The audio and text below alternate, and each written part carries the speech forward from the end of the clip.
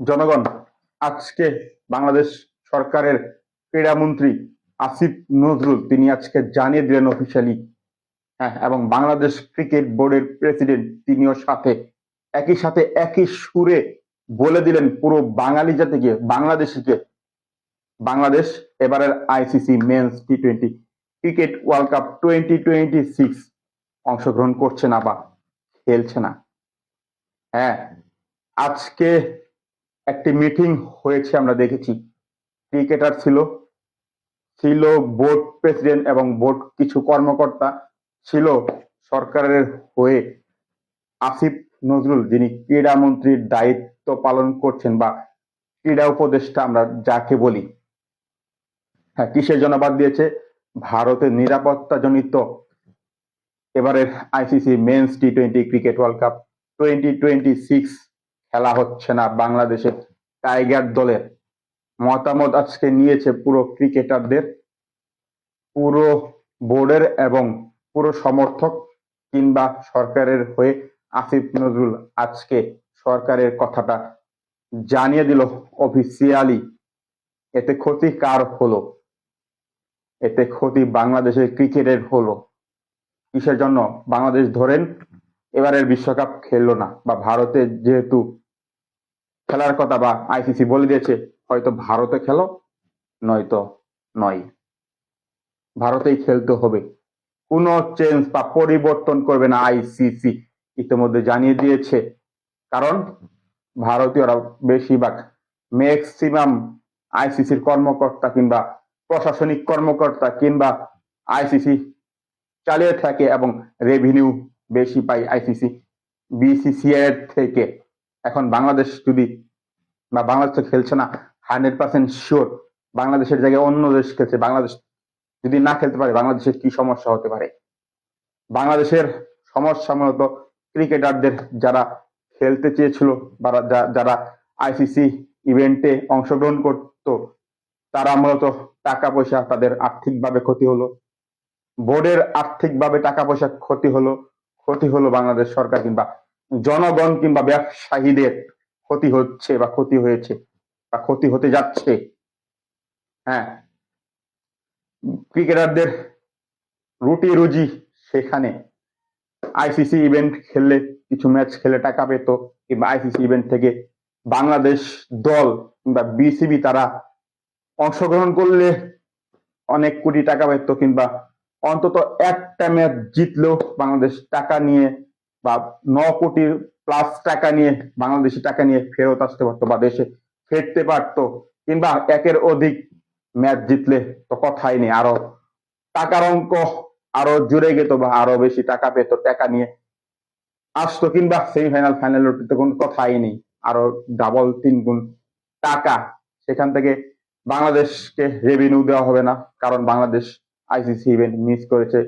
Right share কিংবা TV media থেকে যে টাকাগুলো আসবে কিংবা স্পন্সর, আমরা বলতে পারি যে ওই দর্শক ভিউজ কিংবা আরো টিভি কিংবা আরো অন্যান্য কিছু যে রয়েছে, যেমন বিজ্ঞাপন, কোনো কিছু থেকে বাংলাদেশ টাকা পাবে না। এবং আইসিসি থেকে অবশ্যই নয়। সকল বোর্ডকে বা টেস্ট প্লেইং কান্ট্রি, নন টেস্ট প্লেইং কান্ট্রিদের যে টাকা দেওয়া হয় ওই বাৎসরিক কিংবা কিছু বছর পর পর, যে উন্নতি, ক্রিকেটের উন্নতির জন্য যে টাকা দেওয়া হয় বা অর্থ দেওয়া হয় বাংলাদেশকে, 300 কোটি 400 কোটির বেশি বাংলাদেশ পায় বা বিসিবি পায়, সেটা পাচ্ছে না এবার বা এর পরের বার। এখন আরো কিছু সমস্যা হতে পারে। সেগুলো কি? সেগুলো রেভিনিউ। রেভিনিউ তো আমি বললামই, তার পাশাপাশি বাংলাদেশের নিষেধাজ্ঞায় পড়তে পারে। যেমন 3 বছরের নিষেধাজ্ঞা, 5 বছর কিংবা 7 বছরের নিষেধাজ্ঞায় পড়তে পারে। এটা আইসিসি নিয়মে রয়েছে, সর্বনিম্ন 3 বছর। হ্যাঁ, ঠিকই শুনেছেন, 3 বছরের নিষেধাজ্ঞায় বাংলাদেশ ক্রিকেট পড়তে পারে। এবং আমরা বলতে পারি বাংলাদেশ এবারের আইসিসি মেন্স টি-20 ক্রিকেট ওয়ার্ল্ড কাপ 2026 না খেললে 1 মাস পর বাংলাদেশের র্যাঙ্কিং কত হবে বলেন তো দেখি? বাংলাদেশের র্যাঙ্কিং, এই র্যাঙ্কিং এর ভিত্তিতে আগামী 2028 টি-20 বিশ্বকাপের বা খেলার ভাগ্য নির্ধারণ করবে, কিংবা 2027 বিশ্বকাপের যে ওডিআই ফরম্যাটের সেটাও একটা প্রভাব ফেলবে, কিংবা কোয়ালিফাই করতে পারে বা কোয়ালিফাই খেলতে হতে পারে বাংলাদেশে বা টাইগার দলের। হ্যাঁ, অবশ্যই প্রভাব ফেলবে।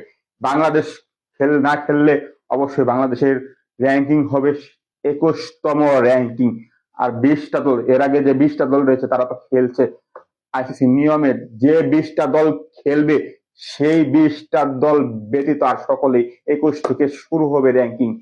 হ্যাঁ, বাংলাদেশের খেলতে হবে পাপুয়া নিউ গিনি, উগান্ডা, কিংবা ওই কেনিয়া, তারপরে হচ্ছে নাইরোবি, হ্যান ত্যান, কিংবা ফিজি, এগুলার মানে একবারে লো কন্ডিশনে খেলে তারপর বিশ্বকাপে বা 2028 বিশ্বকাপে কোয়ালিফাই করে তারপরে আসতে হবে। যা মোটামুটি বড় দল যা ফেস করতে চায় না, এমনকি পাকিস্তানও ফেস না করার জন্য তারাও ওই বিশ্বকাপে বা টি-20 বিশ্বকাপ কিংবা ওডিআই কিংবা ওই আরো যে চ্যাম্পিয়ন্স ট্রফিতে রয়েছে তারা অংশগ্রহণ করেছে।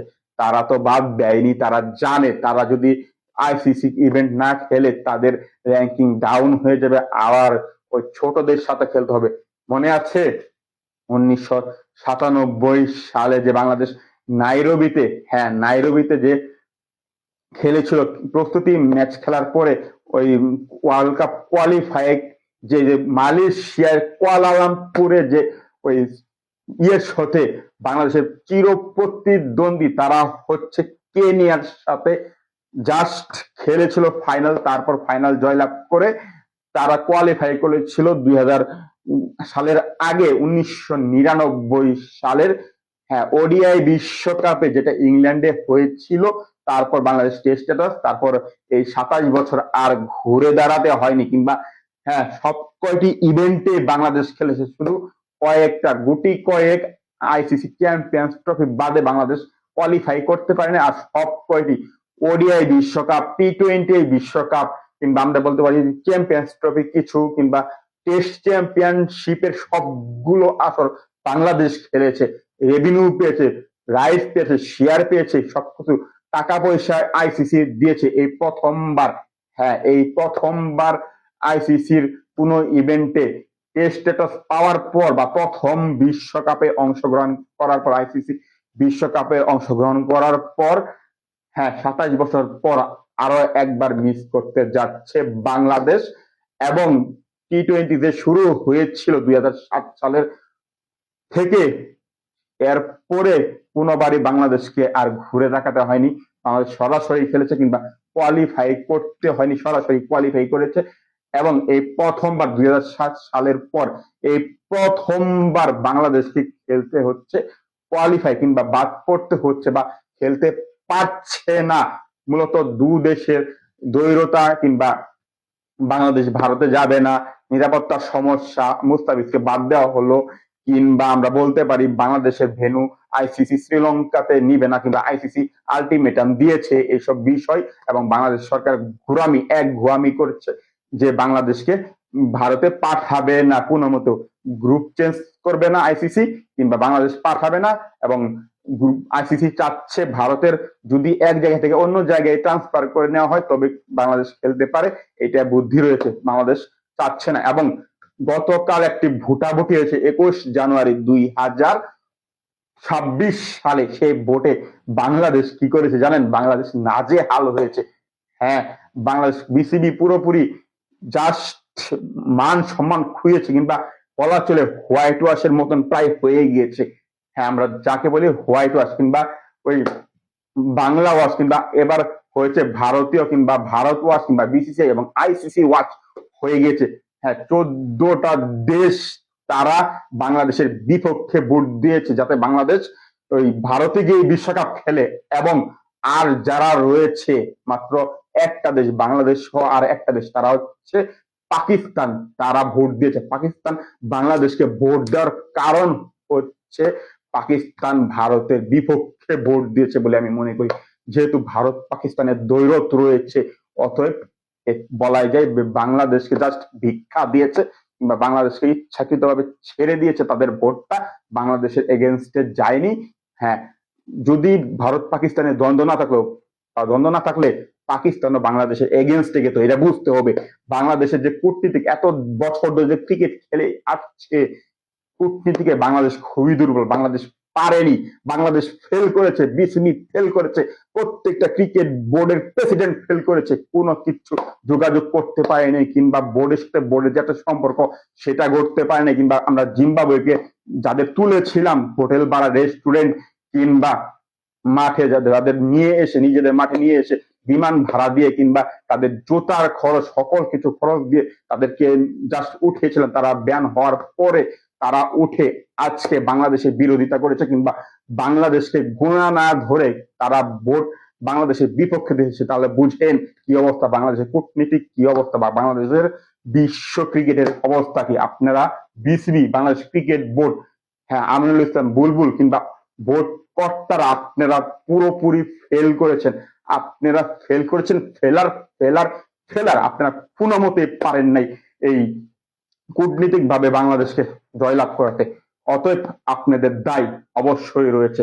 হ্যাঁ আমি চাই বা আমরা চাই বাংলাদেশ ভারতে গিয়ে না খেলুক, যেখানে সমস্যা রয়েছে, যেখানে বাংলাদেশের সমস্যা রয়েছে, বাংলাদেশের নিরাপত্তার সমস্যা রয়েছে, অবশ্যই ভারত থেকে শ্রীলঙ্কাতে যাক, কিন্তু সেটা সম্ভব না, আইসিসি পুরোপুরি না করে দিয়েছে। অতএব আপনারা পারেন নাই আইসিসি কে সরাসরি আপনাদের কাছে বা আপনাদের পাশে কিংবা আপনাদের হয়ে কথা বলতে বা বলাতে পারেননি, কিংবা আপনাদের কাছে টানতে পারেননি। শুধু আইসিসি নয়, প্রত্যেকটি বোর্ডকে বা বোর্ড যারা ক্রিকেট প্লেইং, টেস্ট প্লেইং, নন টেস্ট প্লেইং সকলে আপনার বিপক্ষে দিয়েছে। তাহলে বুঝেন আপনার কূটনীতি বা ক্রিকেট কূটনীতি কোন অবস্থানে রয়েছে। অতএব বাংলাদেশ ক্রিকেট যদি ধ্বংস শেষ হয়, হ্যাঁ যেমনটা আসিফ নজরুল, বাংলাদেশ সরকার তারা দায়ী থাকবে, কিংবা বাংলাদেশের কিছু জনতা, জনগণ, 18 কোটি মানুষ জনগণ যারা এখন বলতেছে যে বাংলাদেশ বিশ্বকাপে অংশগ্রহণ করা দরকার নয়, একটা বিশ্বকাপ মিস করলে কি হবে, যারা এই কথাটা বলতেছে তারা মূর্খের স্বর্গে বসবাস করতেছে, কিংবা তারা ধুরন্ধর চালাক, এই তাদের কার্য সিদ্ধি করার জন্য কিংবা রাজনৈতিক বিষয়টা কাজে লাগানোর জন্য হ্যাঁ তারা এই কাজটি করছে। হ্যাঁ অবশ্যই চাই যে বাংলাদেশ খেলুক, কিন্তু মনে হয় না খেলবে। 0% সুযোগ, 0% চান্স রয়েছে বাংলাদেশ খেলার। কোনো মিরাক্কেল যদি হয় আগামীকালের মধ্যে তবেই সম্ভব, নাই তো নয়। হয়তো বা আইসিসি থেকে মিরাক্কেল হতে হবে, নাই তো বাংলাদেশ ক্রিকেট বোর্ড কিংবা বাংলাদেশ সরকার থেকে, বাংলাদেশ ক্রিকেট বোর্ড তো পারবে না, বাংলাদেশ সরকার আসিফ নজরুলদের থেকে